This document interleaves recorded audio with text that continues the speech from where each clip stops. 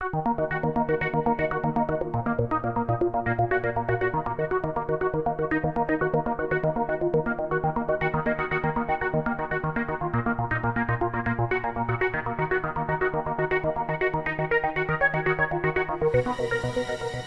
name is Christine Brooks. Hello and welcome. We're here today to celebrate the life of Philip Shane Horne, also known as Phil, Philo, Filthy Phil, to name but a few of the monikers that Phil has earned over time. There will be remembrances from 7 of Phil's brothers from other mothers, and you will hear how much Phil meant to them, as I know how much he meant to all of you who are here today. As of today, there are 358 people in the Remembering Phil Facebook group. That's 358 of us who on a daily basis are posting and toasting a life that filled each of us with joy, amazement, shock, and yes, even at times frustration and sorrow. So many beautiful things have been said that I pulled some of the phrases and some of the words that you all have been using to describe Phil, and I'll share them with you here. Buddy. Sense of adventure. You tackled me to the floor, or variations thereof. Passion. Joyful. Brother. Got into trouble. Laughter, friend, love, and I miss you. Over to the side here, this glass container is filled with one of Phil's favorite liquids, seawater. As each speaker concludes their remarks, please take a ladle of water and they'll pour it into the hole, into the sand. This action is a symbol of returning Phil to that he loved so dearly, the ocean. We'll start with Ken, who's known Phil for almost a decade, and he'll start us off in remembering Phil.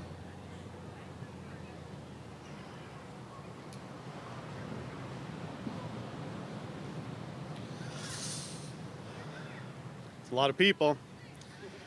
Hi everyone, I'm Ken. As Christine said, like pretty much everyone here, I was a close friend of Phil's. I was also given the honor of officiating he and Carla's wedding, which I think is why Carla asked me to speak today. Sorry, gotta lose the glasses.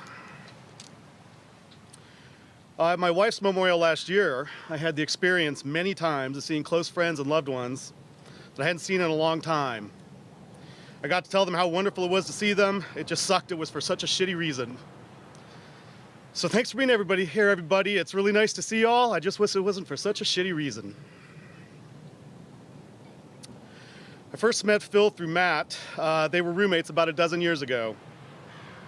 Matt and I had a long-standing gaming group, and every now and then we would play at Matt's house, and there I would encounter Phil. He'd be all dressed up and heading down to the Catalyst to pick up chicks. He'd give us crap about what geeks we were and how he was going off to meet actual girls. And then he'd hang out on the staircase looking down longingly at our game, which he secretly desired to be part of.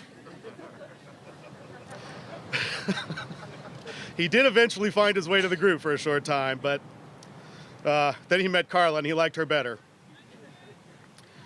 It was through my relationship with my wife Shannon, however, that I really got close to Phil. Shannon and Phil knew each other a lot longer than I knew either of them, and they were quite close. Many years back, a close friend of mine broke up with her fiancé. It so happened at the time I was dating her best friend, so the three of us were spending a lot of time together. When she was recovering from the loss of her relationship, it fell to me to be the man in her life. Spending time with her, comforting her, cuddling when needed, etc. So I referred to myself as her surrogate boyfriend because, with the exception of sex, I was pretty much filling that role. So Shannon was Phil's surrogate girlfriend. Over the years, whenever Phil was down, Shannon was there to spend time with him, to comfort him, to hold him, whenever he needed it. which meant that I too was spending a lot of time with Phil and was lucky enough to become a member of the bromance group, which is what we're calling ourselves today. Many an adventure was had with Phil, usually involving a drink or several, and inevitably would end up with, "I love you, man." When Shannon passed, Phil was one of the many who, even though he was grieving the loss of his dear friend, he made himself available to me 24/7 for anything I needed, which was usually a shoulder to cry on, which he always gave me, usually shedding into some tears himself. And then Phil met Carla. As I mentioned, I was honored to be the officiant of their wedding. And when Phil met Carla, he was a new man. He was happier than I had ever seen him, constantly smiling, beaming, and very, very present. So Carla, I know your time with him was way too short, but I want to thank you for giving Phil the happiest time that I'd ever seen him in the dozen years that I knew him. So I have something to read here. It's from the book On Life After Death by Dr. Elizabeth Kubler-Ross, who, as many of you know, was considered the premier scientist on the process of death and dying in the 20th century. In this book, Dr. Ross explains that when she started studying this process, she herself was a scientist and a skeptic. And through the hundreds and hundreds of cases that she studied, she became certain that there's divinity in all of us and that there is an afterlife. So I wanted to read this story about one of her most dramatic stories. My most dramatic and unforgettable case of a near-death experience was a man who was in the process of being picked up by his entire family for Memorial Day weekend drive to visit some relatives out of town. While driving the family van to pick him up, his parents-in-law with his wife and 8 children were hit by a gasoline tanker. The gasoline poured over the car and burned his entire family to death. After being told what happened, the man remained in a state of total shock and numbness for several weeks. He stopped working and was unable to communicate. To make a long story short, he became a total bum, drinking half a gallon of whiskey a day, trying heroin and other drugs to numb his pain. He was unable to hold a job for any length of time and ended up literally in the gutter. It was during one of my hectic traveling tours the man appeared in my audience. Instead of being a bum as he had described himself, he was a rather well-dressed, very sophisticated man. He went up on stage, and without having a need to evaluate him, I encouraged him to tell the audience what he needed to share. He told how he had been looking forward to the weekend family reunion, how his entire family had piled into the family van and were on their way to pick him up when this tragic accident occurred. He shared the shock and numbness, the utter disbelief of suddenly being a single man, of having had children and suddenly becoming childless, of living without a single close relative. He told of his total inability to come to grips with it. He shared how he changed from a money-earning, decent middle-class husband and father to a total bum, drunk every day from morning to night, using every conceivable drug and trying to commit suicide in every conceivable way, yet never able to succeed. His last recollection was that after 2 years of literally bumming around, he was lying on a dirt road at the edge of a forest, drunk and stoned, as he called it, trying desperately to be reunited with his family. Not wanting to live, not even having the energy to move out of the road when he saw a big truck coming toward him and running him over. It was at this moment that he watched himself in the street, critically injured, while he observed the whole scene of the accident from a few feet above. It was at this moment that his family appeared in front of him in a glow of light with an incredible sense of love. They had happy smiles on their faces and simply made him aware of their presence, not communicating in any verbal way, but in the form of thought transference, sharing with him the joy and happiness of their present existence. The man was not able to tell us how long this reunion lasted. He was so awed by his family's health, their beauty, their radiance, and their total acceptance of this present situation by their unconditional love. He made a vow not to touch them, not to join them, but to re-enter his physical body so that he could share with the world what he had experienced. It would be a form of redemption for his 2 years of trying to throw his physical life away. It was after this vow that he watched the truck driver carry his totally injured body into a car. He saw an ambulance speeding to the scene of the accident. He was taken to the hospital's emergency room, and he finally re-entered his physical body, tore off the straps that were tied around him, and literally walked out of the emergency room. He never had any delirium tremens or any after effects from the heavy abuse of drugs and alcohol. He felt healed and whole and made a commitment that he would not die until he had the opportunity of sharing the existence of life after death with as many people as would be willing to listen. It was after reading a newspaper article about my appearance in Santa Barbara that he sent a message to the auditorium. by allowing him to share with my audience, he was able to keep the promise he made at the time of his short, temporary, yet happy reunion with his entire family. Obviously, over the last 18 months, I've had a lot of time to think about this sort of thing, and I have come to the conclusion that I have absolutely no doubt that Phil is well, that he's at peace, and that he has loved ones guiding him, including his dear surrogate girlfriend, who I have no doubt is holding him and loving him and helping him with his transition. So thank you, Shannon, for looking after Phil, and thank you, Phil, for the years of terrific memories and being part of my life. I'm going to miss you terribly, but I look forward to however far off in the future it may be when we can all hang out and be reunited again. Thank you.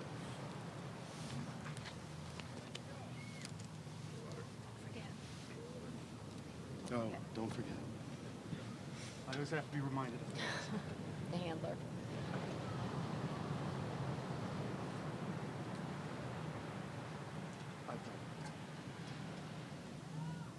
Thank you, Ken.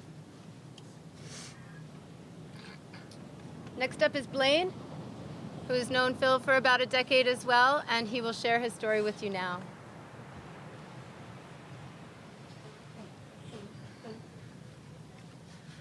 I don't have to tell you guys that Phil does not have interests.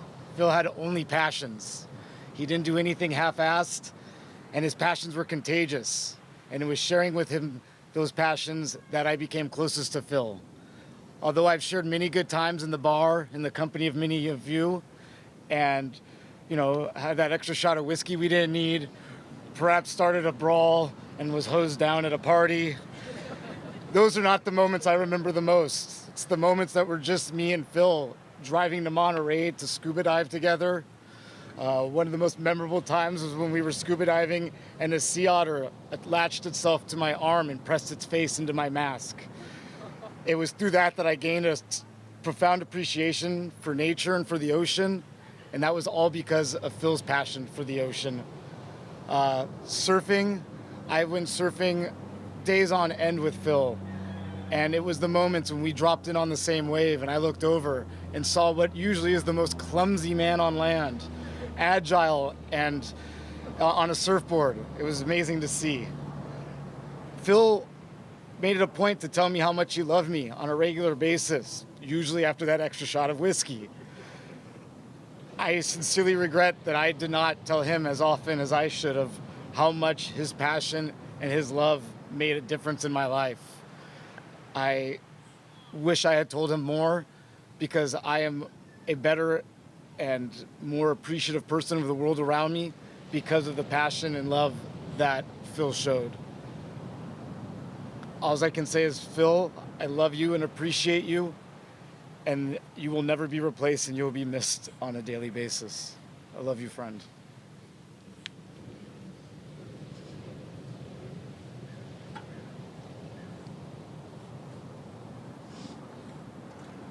Thanks, Blaine.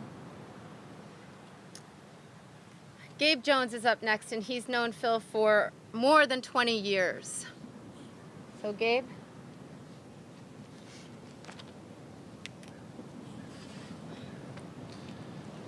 Hi, everybody.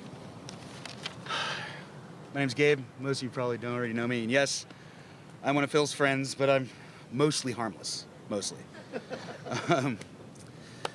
I guess, yeah, my adventures with Phil, along with very, very close friends of mine, started way back in the 19-something, probably 1990-somethings. And our little coterie of friends was just graduated from high school. And we'd all gotten together with a bunch of really strange and eclectic folks, and we started hitting each other in the head with sticks. And that was just the style at the time. This is what we did. It was fun. It's hard to explain. Talk to me about it later if you really have that many questions. But it was awesome, and it was through that our tender, young, ripe, malleable minds were taken in by this weird, tall, goofy guy. There's a tuft of just ginger hair on the top of the head and these really, really long mutant forearms. To all of that, he was impossibly old. He was like at least 23. Like we didn't even know people could live that long. We're like, oh God, okay. And it was this truly strange, odd guy that didn't quite fit in, but for me and my little weird group of friends, none of us did either. So we might as well be freaks together. And we just went all the way through, and there was, even back then, way back then with our friends, there were already Phil stories. Like, no shit, they tell you that straight up, and that's how every good story, as a great Baron Wilhelm, our dear mentor, told us. All good stories start off with, no shit, there I was. And really, it just kind of sets the tone, let people know this is an epic tale, people, and it really happened, I swear. This man, he would tell us these little niblets of advice from crazy Uncle Phil would come straight out. And he would call him, everybody's like, oh, he loves you like a brother. I'm like, no, he's the older brother I never wanted. I had friends, grew up with them, they had brothers, they were jerks. I didn't want one. But people don't ask for brothers, do they? You gotta get one, you bond with them, you hate them, you fight them, you talk to them all the time. They come with great little niblets of advice because they're older than you. Things like, don't ever shave your eyebrows or the hair in your butt. Because you know what? It'll grow back weird and you're not gonna be happy about it. And you know, years come and you think back and somebody talks about it and you're like, you know, my friend said something about that and I'm taking his word for it. I don't recommend it. But really that was just the start of our adventures. And me, through my incredible intelligence, I lived with Phil not once in my young age of that. He moved back in with me when I was in my 30s because I don't really learn that quickly. But no, that's not our boy. Phil, honestly, swear to God, was the quickest study of anybody I knew. And of all of his passions, he was all in. Every last poker chip, he was down and he wanted it. He would learn every last possible thing about it and annoy the crap out of you because you didn't agree with any minutia bit that he had. And even back then, we read out of books. He had tons of books. That's before the internet tubes, before any of these other things. And you would want to follow him. And it was like focusing like a laser beam. And honestly, I can tell you on my best day, I could count on one hand how many things I'm truly better than Phil at. And that's mostly because he just didn't give a crap about some of the stuff I was into. But armed with this, with a really quick, agile mind and a strong body, this man, restless soul, was built for adventure. It's not just adventure, he's one of those people that would take you out of your comfort zone, certain things that you're like, okay, should we be doing this? Is it legal? But we're doing it anyway. And he wanted to do it because the man was so cocksure, so straightforward, that there's few people like that in the world. You want nothing else, but you just want to do it with them. That's your one thought. Him. I trust him. Maybe that'll be a good idea. Maybe not. That's a really big cliff and we got mountain bikes. And oh my God, he's doing it first. Okay. Is he hurt? Did he make it? Rubber side down the whole way, huh? Really? He's down there? He's okay? Oh boy, then the comes down here. Oh, it's my turn. Oh boy. Well, Phil did it. I'll try it right after him.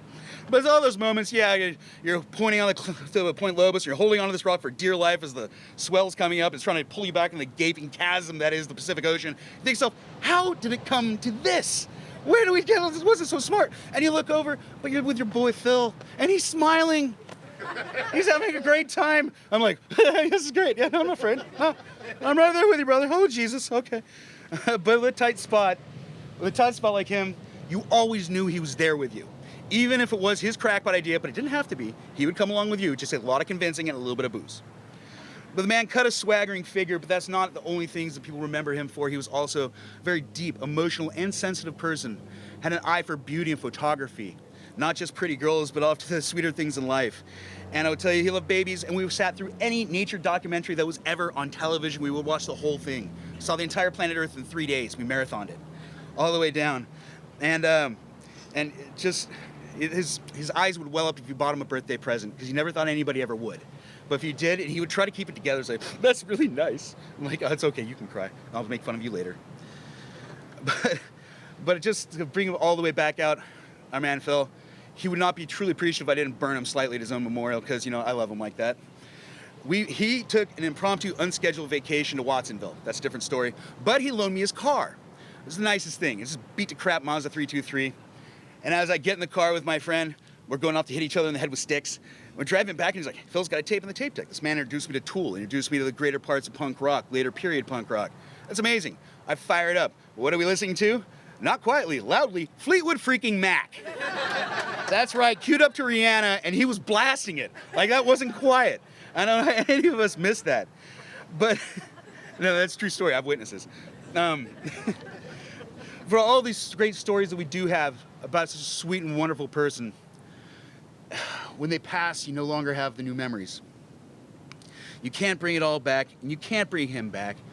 All you can do is take solace and comfort in the fact that these wacky, whacked out stories, and nobody will ever believe you when you tell them what actually happened. These stories with such larger than life figures such as this, something so truly unique and very weird, and freakishly strange. You love them, you hold them inside you, and these stories transcend into legend and becomes the myth, and the myth of Philo. And the happy people here that we can hold together and think of just 1 second, we knew the man in the flesh. So that crappy story you're hearing, that's not how it happened. I was there. And you can all take that and hold it in your hearts, and we'll all remember it and annoy the crap out of our friends with it for years to come. Thank you, everybody.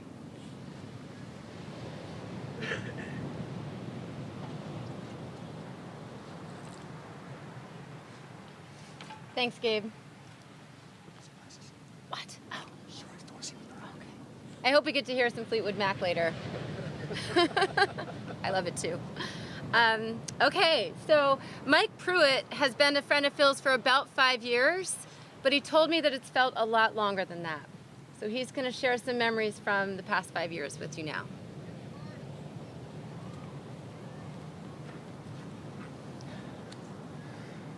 Hello, my name's Mike.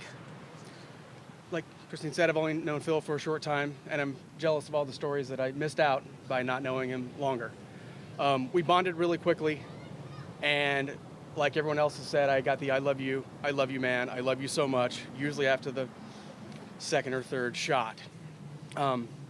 And this has been really difficult because I lost a really good friend. I lost a brother. And I lost a soulmate. We shared a lot of passions for different things. I was able to go with Phil and get him addicted to target shooting. And I started off with a little gun, and next thing you know, he had a vast arsenal. Because Phil didn't do anything half-assed. He wouldn't just stick his big toe in the water. He would jump in head first. And that would just showed his passion. And he was such a smart individual that where for me, it's scary to take things apart and put them back together because I used to have a pile of springs and God knows what all sitting next to the thing I just took apart. Phil could just do it blindfolded, backwards and forwards, because he was so intelligent and so smart. And I cherished the times when we were driving up the hill to go to the mountains, to go shooting. It was an hour trip there and an hour trip back. So we got to sit there and talk about nothing, talk about everything. Those are the times I'm really going to miss. When Phil and I were added to the Scotts Valley Sportsman Club, he was so happy because we didn't have to drive an hour anymore. We had to drive 10 minutes. And he was literally there every day once we got our membership badges. He was just like a 6'4" child. So happy, so giddy, so full of life.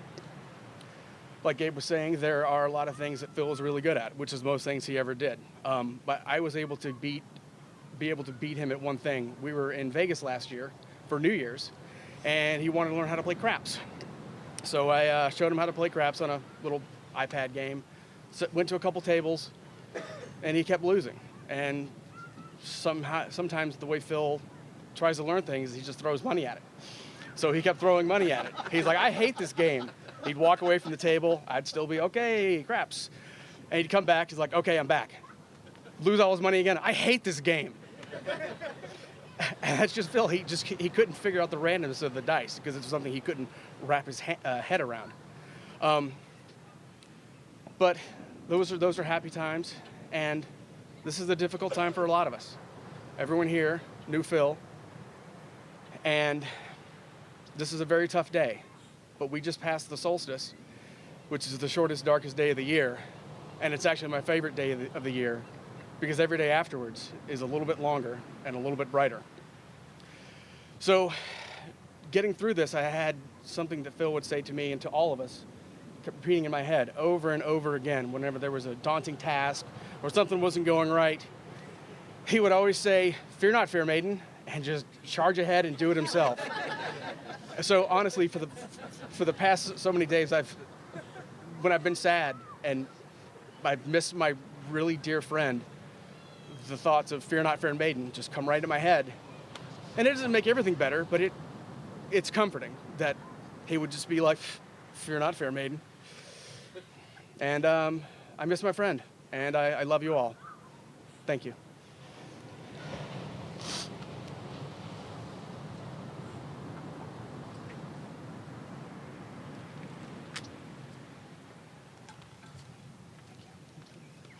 Thanks, Mike.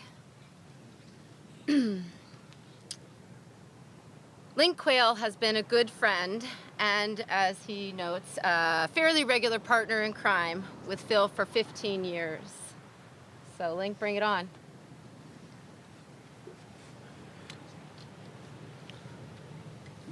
Boy, there are a lot of you out there. As Christine said, I've known Phil for about 15 years. I met him at Cafe Pergolesi, because, you know, that's where I met, well, a lot of you. I had hung out with Phil, you know, in the groups that we often had at Pergolesi, but I never really hung out with him one-on-one until one afternoon I ran into him and no one else was around. So we sat down and had a cup of coffee and got to talking. And I was commenting on the fact that my sneakers were well beyond the end of their expected life. And as many of you probably know, Phil had a shoe collection that was probably only second to Imelda Marcos. He suggested that, you know, we could go get shoes. And I said, all right. He said, but let's go to Gilroy and the outlet malls to do it, because I need shoes too. I don't think he really did. He had a collection. We didn't find any shoes that day. I think the big purchase was actually buying hamburgers at the In-N-Out Burger. But that day I made a really good friend and went on many adventures with him. He taught me how to surf and to scuba dive, and both these things, I mean, he was a surfer long before I met him, but he got me to start. And the scuba diving obviously came later, and Phil would bring friends from one group to the next. He didn't want to just start another group of friends. He wanted the other friends to come with him. I didn't end up hitting friends in the heads with sticks like Gabe was mentioning, but you know, that's not my style. Over the past year or so, I haven't seen Phil as often as I used to, probably because he's been really busy hawking East Smoky treats, and I've got a son, and priorities change, and things change. But he was always someone that was incredibly great to run into on the street, at a coffee shop, at a bar. There were many times I'd be leaving Costco and he'd be headed to Costco, and we'd stop in the middle of the street with cars honking behind us and go, "Hey, how's it going? I haven't seen you in a while." I'm gonna miss that, because whenever I would see him, it would be like it was 15 years ago. A day hadn't really passed. Not having Phil anymore is gonna leave a really large hole in my life, as I think it will with everyone who knew him. A great man once said, "They say there's a heaven for those who wait. Some say it's better, but I say it ain't. I'd rather laugh with the sinners than cry with the saints. Sinners are so much fun. You know, only the good die young." And I'm really glad I didn't have to sing that.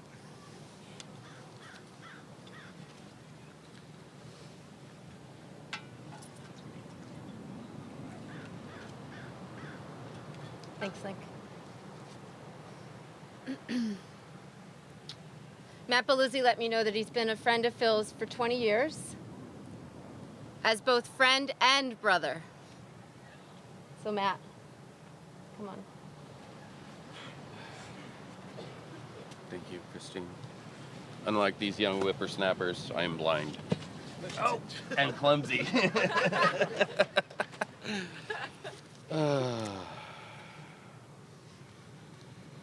I've been a friend and brother to Philo for almost 20 years. This is pretty hard for me to... This is one of the hardest things I've ever done. I'm glad there are very few small children here, because there'll be lots of cussing. The one person who brings us here today, that unites us all, is not among us. We all have a Philo-shaped hole in our hearts, where grief and loss pour through. And no matter what I try to plug that hole with, it just doesn't stop. I first met Phil Horne when we were both pledging to join the Santa Cruz Vampires Motorcycle Club. We had previously met at the annual May rally and hit it off riding and drinking and probably chasing girls. He got voted in 2 months prior to me, and For those 2 months, he tried to lord it over me, which was pretty funny. He was awful at it. I myself was born with 2 older brothers. And when I met Phil and became his friend, I got the greatest gift ever, a younger brother to torment. And I did torment him. When I think back to those halcyon days of when we rode together in the Vampires, it seems that we're invincible and immortal, as all 20-somethings think they are, I suppose. In my mind's eye, it's as if we were heroes of old, alighting on the earth. He was always Achilles to my Ulysses. Brash, arrogant, flamboyant, and full of confidence. Yet if he wronged someone, so full of sorrow until he made it right. He had the pride of an Olympian. If something or someone irked him, it would take years sometimes for forgiveness. Yet in the end, he could. Over time, riding with the Vampires, everyone would get nicknames. Me, I was Pretty Boy. A friend had given me a Duran Duran style haircut. We had James Heath, who was Crash, because he kept crashing motorcycles. Phil, well, Phil could become so easily butthurt over the smallest things. He had a skill, a talent even, at whining and bitching forever. The club bestowed upon him the title of Princess Precious. He hated that. You could get a rise out of him. Once, years after we were out of the club, I saw him at the Red hitting on some girls, and I walked by and said, "Sup, princess?" I saw the clench of his jaw, and I laughed inside as he explained to the girls that he had no idea who I was or what the fuck I was talking about. He was always a shyster, too. In the early years of the Vamps, the tradition was that each pledge had to paint his own patch. Most of us were inept, and I remember Philo telling us we were whiny little bitches. When we complained, and then he went off and had his talented artistic girlfriend paint his patch for him. And he had the best patch. When he needed a place to stay and I had a room open up in my house, he moved in, and the house became a Geek Tech motorcycle house. I always referred to him as my peasant and told him to refer to me as my liege. And that should I need a levying army, he would have to muster up. He told me to fuck off. At one point, I seriously considered looking into having a signature card at my bank so I can endorse checks made payable to my liege. Every weekend morning, he would burst into my room in his boxers, holding his moto leathers, and he would yell, "Get up, you filthy pig fucker, let's ride." Or, "You filthy little whore, time to ride." I never understood why he couldn't put his moto leathers on first. Or even knock, but that was Philo. Once he was excited, that was it. Look out, here he comes. Nothing stopped him. He was stubborn, contrary, and obstinate as well. Every Christmas, I would host a tree decorating party, and the rule was bring an ornament. Didn't matter what it was, could be anything. One year, Phil and I were taking down the tree. I looked over at him, and he was holding the front gear of a motorcycle, very heavy, over the glass coffee table. I looked at him and said, "Hey, don't do that," and turned around. Not 1 second later, crash. I turn around, and he's got that stupid, sheepish look on his face. It slipped. It took him 10 years to admit to the fact that when I said, "Don't do that," he actually went like this. And it slipped off his hand and broke my table. 10 years. Throughout all my years knowing Phil, and as some of these brothers have said, he would ever be, to put it simply, a gear whore. He never touched a toe into a hobby or an activity, dove into it headfirst, full of exuberance and life. He had a penchant for buying top-of-the-line gear, and was so attracted to shiny things that when I bought my brand new 02 R1, he would see it and run up to it and start humping the tailpipe. I felt at times I should carry a broom with me whenever I rode to shoo him away from violating my motorcycle. Yeah, he always had the best gear, went crazy. I get a 24-inch computer monitor, he get three 26-inch computer monitors. I remember we both got scuba certed. And within a short time, he had multiple dry suits, a couple of sport rebreathers, and trimix setups. I know he looked up to me as a brother, and because I had a modified Hawk, he had to get one too.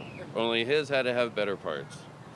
The same goes for firearms. When we got into shooting, he had to always one-up me on everything he did. It was a form of flattery. Regardless of the gear snobbery, he would gladly help anyone. He freely shared his knowledge and experience on everything he knew. I've learned from him in photography, scuba, firearms, and motorcycling, and mostly how to have fun. Because when he was in the mood, it was impossible not to have fun with him. When times called for it, he would give his all. There was a time at the Button Willow track in the last race of 2001. Kenyon was leading in points. At that time, all Kenyon had to do was place third, and he would win the season. Unfortunately, a day before the race, Kenyon watered his bike, broke his ankle. The AFM would not let him race. He hobbled up on crutches and tried to sign, "Oh, I'm signing up for a race." No.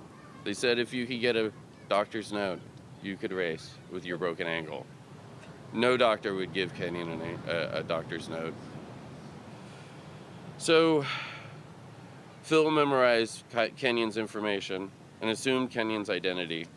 Phil and I drove into an ER in Bakersfield, where we committed insurance fraud, identity theft, and probably a few more crimes. It took 4 hours for them to see Kenyon, so I went off and got some beer and drank it in the parking lot. Occasionally checking in on Phil and telling him how tasty the beer was. Laughing at his grumbling, going back outside. After the wait, of course it turned out that Kenyon's ankle wasn't broken. And at 4:30 a.m., with the doctor's note in hand, we went back to the motel and then straight to the track where the real Kenyon won the championship. This is something that ties us all together fiercely as brothers. Like Cheerio shit. Ken, can I have some water? Sorry, I'm long. Thank you.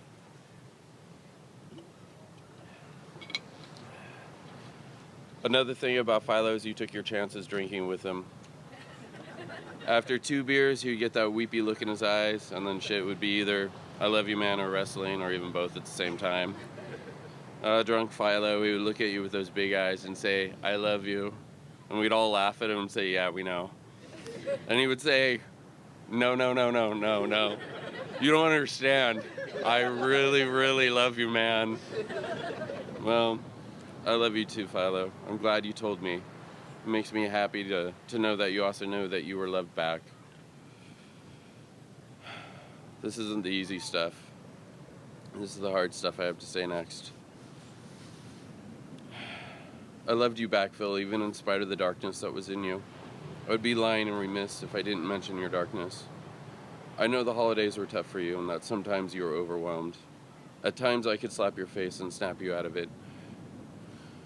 Other times you cut off everyone around you and wallow. And I knew in my heart that me, my presence to you, my role even, was to be a steadfast rock which the waves of your depression crashed about.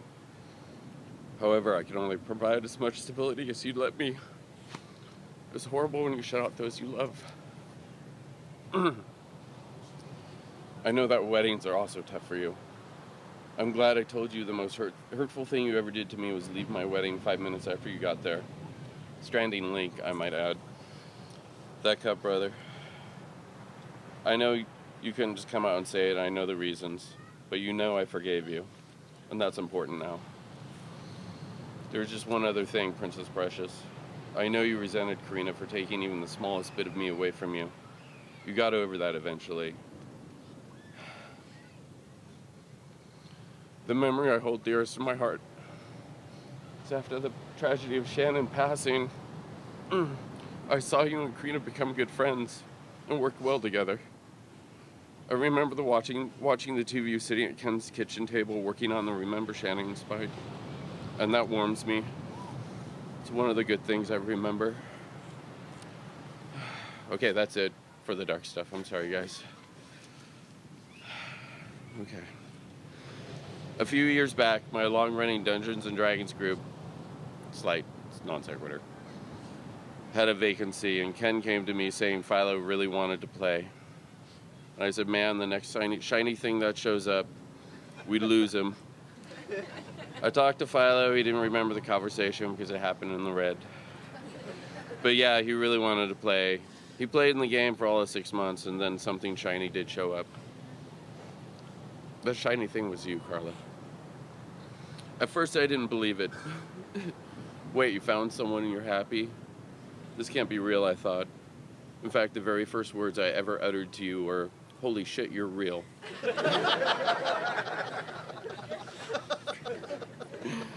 I was overjoyed to hear about you guys, and when I heard the two of you getting married, I thought to myself, little Philo is all grown up. It was an honor to be in your wedding. And although, to be truthful, most of the wedding was kind of a blur, I do know that I was so happy. I was so moved by emotion that, totally unscripted, I stood up and gave a wedding speech, and I'm terrified of public speaking. Yet I was so moved that the muse spoke through me. Although I can't really remember the speech, everyone assures me it was great. Even in these dark times of mourning Phil, there are small bits of laughter. We looked in his truck, and under a jacket was a dozen eggs, and no one knew how long they had been there, and there was a cry of, Philo! Oh, and hearing Eric sigh and rant about what a mess you are, Phil. But it was sad and bittersweet to hear him say how dutifully he'd do his best. And lastly, when I could not sleep, which was every night since you passed, I lie awake and think about what I was going to say here today. And the only thing that kept popping in my head was the line from Heather's, I love my dead gay son.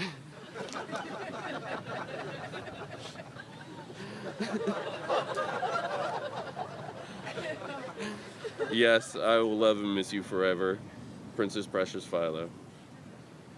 I'd like to end by reading a passage from one of my favorite books, and I'm a total dork, so it's from Armor by John Steakley.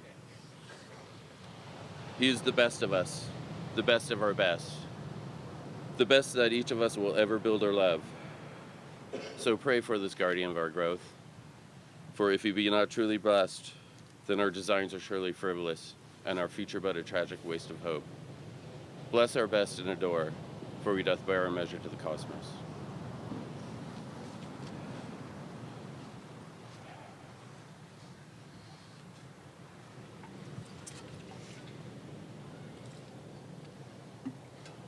Thanks, Matt.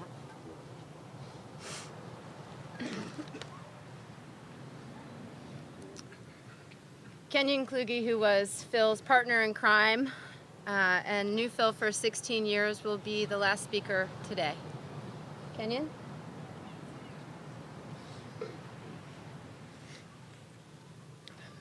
Hello, I'm Kenyon, and give me a moment. Phil bought me these pants, and they have a lot of pockets, so he's trying to get me into going clubbing with him. Just another one of the things that he got me to do. So here I am going last, and as an engineer, I thought you might appreciate me giving you an agenda so that you would know when I was done. So to start my talk, I'm going to utilize my privilege to be here in front of so many people that I love to say something that I think is important. Then I'm going to talk about some word definitions, and then finish by telling you how much Phil meant to me, and hopefully that'll eliminate the breakdowns till the very end. So I want to start by making the simple statement, which is life is awesome. It really is. We all get mired down in grief, overwhelmed with sadness and stressed at things that we have to do. But despite all those things, every day is great. I mean, look around you, look at all this beauty out here. It's awesome, and it's here every moment of every day.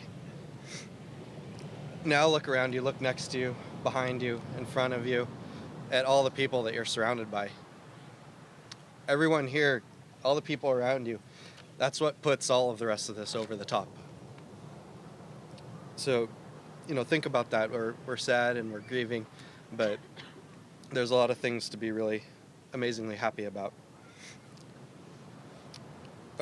Every moment that you get to spend with the people that you love and are important to you is a valuable moment.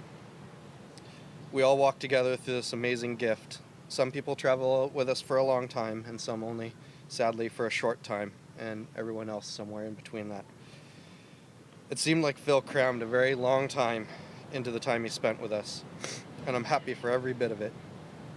So take a moment to remember how great it was to be with the people next to you, how great it was to be with Phil and all those times we had, and remember that this opportunity, this life, and this blessing is pretty awesome. Just think about that in spite of all of the things that we've talked about that we're sad about Phil for. I knew right away what I wanted to say about Phil, but I wanted to make sure I used the right words to express my feelings. So I was looking up definitions online, and while I was at it, I looked up eulogy. Eulogy, a speech or piece of writing that praises someone or something highly, typically someone who has just died. Now, I'm not going to do that. Not because Phil doesn't deserve high praise, but because I think that it would be presumptuous of me to think that I can better tell anyone here who knows Phil what a great person he is any better than you already know. Whether you only met Phil in passing or spent years with him, you knew right from the start that he was a great person, with a big heart and a lot of love. You couldn't always see it on the surface, but you could always sense what was there inside. Damn it, there I go, starting to sound like I'm giving a eulogy. So instead of a eulogy, I'm going to just tell you what Phil meant to me. I was thinking about what I wanted to say, and when I was able to speak about Phil, and just saying he's my friend is really not sufficient. What stuck in my mind is that Phil is my partner in crime. You might snicker to yourself over the little literal translation of this statement, as I know we all had those times with Phil at the bar, stumbling home and seeing something crazy to do, lighting fireworks in the street behind his house, playing some crazy game at a party, or embarking on some side adventure while on our way somewhere. We would feel like we were stealing a little piece of life and happiness back from the void, and maybe doing something illegal too. But what really made Phil my partner in crime is something not as literal and a bit more abstract. Phil and I shared a love of doing anything and everything: sports, games, technology, business, innovating, art, and just playing. With that commonality, Phil was always convincing me I needed to do something with him, or I was doing the same to Phil. Our relationship started when I started motorcycle racing, or shared motorcycle racing with him, and before I know it, I was lending him money to buy his RS250 that he crashed. We also share the desire to not just do these things, but the desire to be the best at them. I think of Phil as my partner in crime, in that he was there with me in the middle of it all, helping me be better, and I was doing the same for him. In this, we shared a bond that was much more than friendship. It was a battle-hardened dependence on each other knowing that we depended on each other. I know that being able to depend on Phil was a statement that held true for everyone whose life he touched. And yes, sometimes things were being done were not totally legal. And Matt, thank you for that story. I wasn't going to tell it, but I thought I'd just leave it at being illegal. Anyways, I could never ask him to do some of the things he did for me, but I never had to ask. I can regale you with many stories of the things we did over the many years we knew each other. And even though many of you have probably already heard them before, I'm going to tell them again and again. Anyways, because that's the way he's still here with me.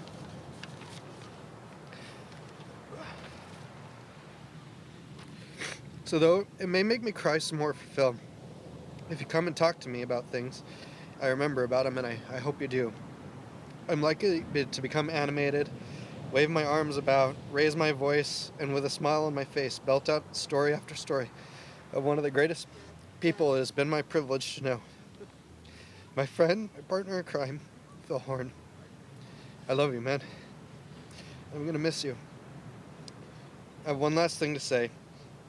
Phil, you're a bung Wookie. And I know when I see you next, you'll say, I'm not a bung Wookie. We'll smile at each other, embrace in one of those great hugs that you gave. And with that, we'll go make some more stories. Thank you.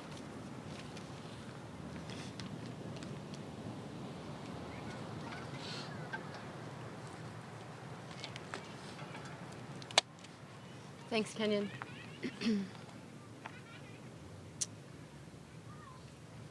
This is a poem by Henry Scott Holland. Some of you will probably recognize it.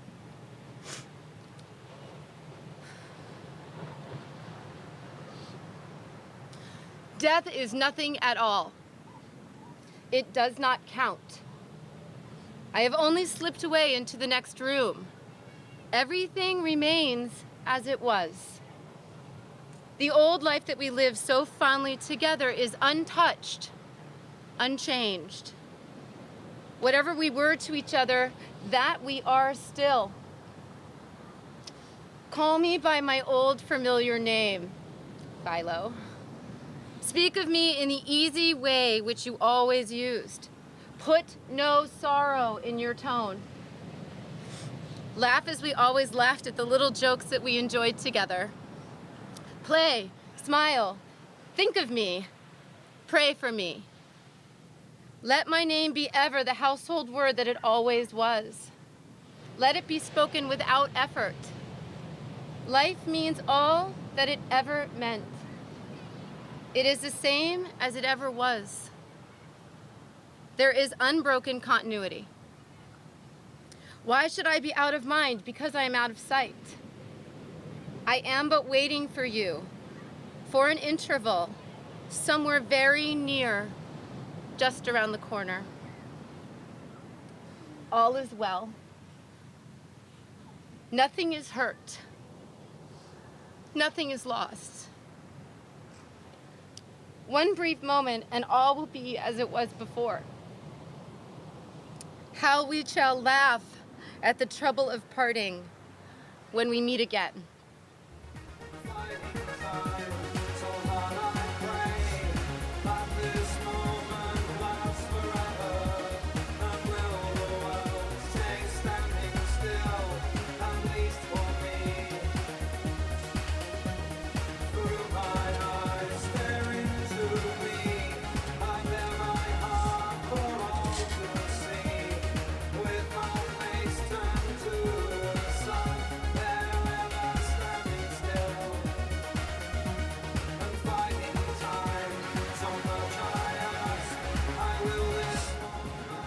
Thank you all so much for coming today.